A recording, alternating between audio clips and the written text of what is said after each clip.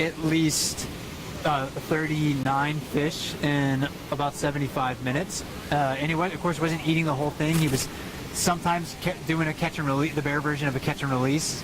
Did you say 39? 39. Yeah, and he was standing on the lip of the waterfall, just catching them just like that repeatedly, one after another. That was a 25 okay. You know, I've mentioned this before in many of our broadcasts this summer, but I don't think bears sometimes can really just shut the behavior off. The behavior that says catch vulnerable prey. There's abundant food here right now. They see that, they recognize that. They live in a feast or famine world. Right. So they really are just trying to take advantage of the situation as much as they can. They probably are genetically programmed to take advantage of vulnerable prey when it's available. And to pan down right below us here just to show everybody again how much the bears are eating and what is currently down below. You can see several salmon carcasses on the ground just lined up there, and again those would be cleaned up by younger bears once they happen to come by if they haven't gotten their fill yet. Adult bears if once this big wave of salmon moves through the river. Lefty caught that next one so fast I didn't even get a count on it. Just another one. It was probably 30 or 40 seconds in between. It very, very efficient. Yeah, I think he's trending downwards into the 20-second range, so that's on average. 634 is now just kind of sitting. I don't see that behavior from him a whole lot. He's just sitting over there right now. Yeah, he might be full too. And one bear that we saw fishing over here closer to where we are before, 151, very wide set ears, fairly tapered muzzle, so he has more of a narrow face than a lot of other brown bears. Now he is near those rocks, those boulders in the middle of the waterfall. Also just taking a few bites out of the salmon and leaving the rest to drift downstream. And you might be able to see the water right in front of him is pretty shallow, so he just has to wait for a fish to try to swim up through there and get swept back downstream right into his feet. Now, Mike, just for viewers who've not been here, we're standing on a platform about maybe just 10 yards from the river's edge, and we're able to be this close to bears because we are in a protected area, an area where human movements are very predictable here. This bear on the lip, though, a lot of people are probably familiar with.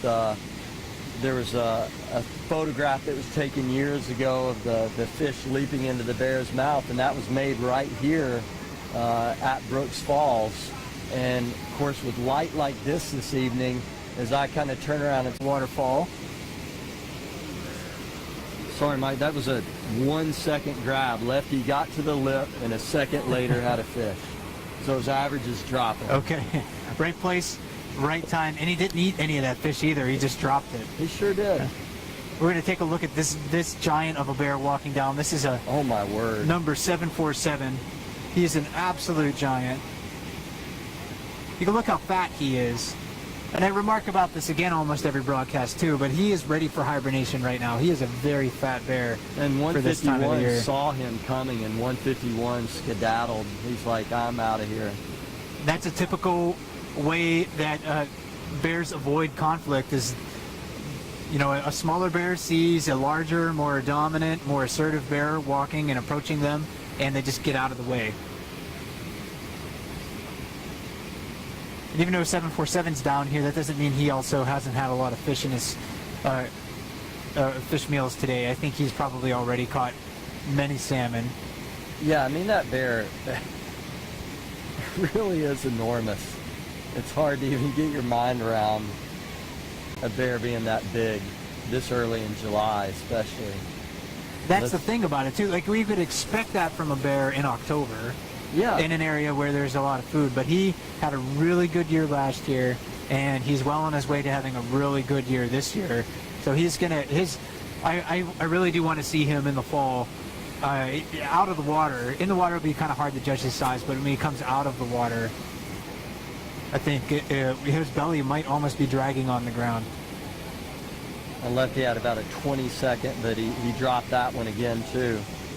You know, sometimes when the fish are so abundant, a bear will kind of catch it and decide whether or not it has eggs in it. And based on that, will determine whether it decides to keep the fish or not.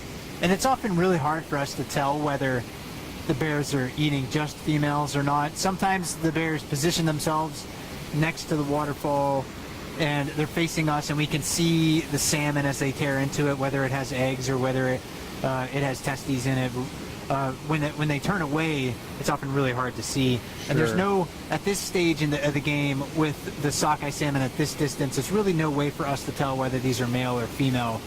It's easier to tell when they are in their spawning colors, because males have a more exaggerated hump on them, the male sockeye salmon, than the females, and their jaws are usually a little bit more elongated and pronounced. Sure.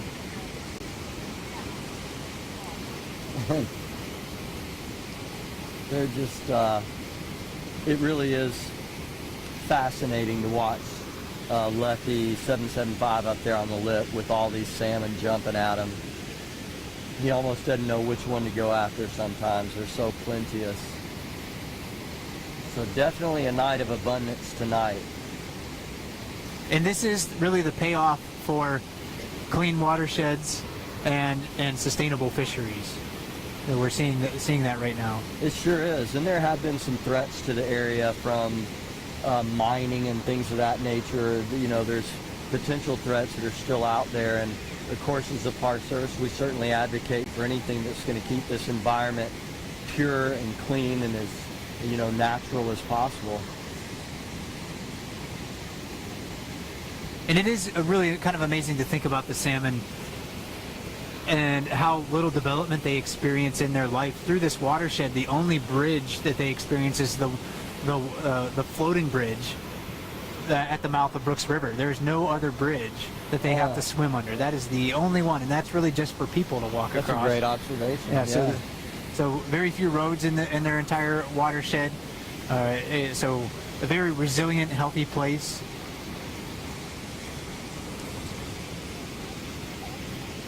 And 151 down below us. He just got one, didn't he?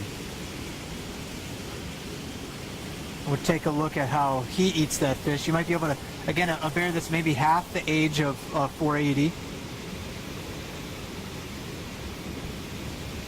can see he gets stuck in a bear's throat. And you watch 151 eat that fish, and you can see why the answer's not likely, because they're eating so much flesh with those bones, and plus uncooked bones are really soft, and they have a really large throat, really large gullet, so they're able to wash that down a lot easier even than a person could.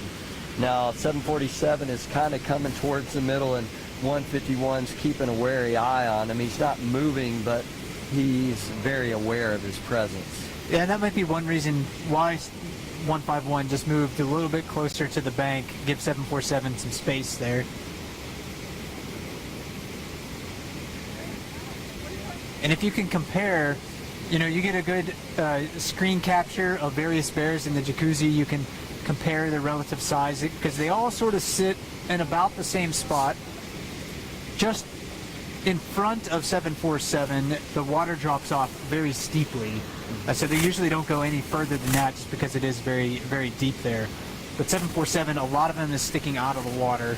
In comparison to some younger bears that might try to fish there, smaller bears like 151, there's less of him visible. Mike, and you actually went out there. You can go out in this river until June 15th, because there's no bear threat in the area to human safety at that time. And so I think you explored that, which is pretty fun. Yes, there's actually a video on Katmai's YouTube channel where myself, when I was a ranger here at Katmai, and another ranger, we went out into the water early in the season and tried to explain a little bit about the bears' fishing styles and how they use the waterfall. So you can definitely check that out. It was a fun experience for me.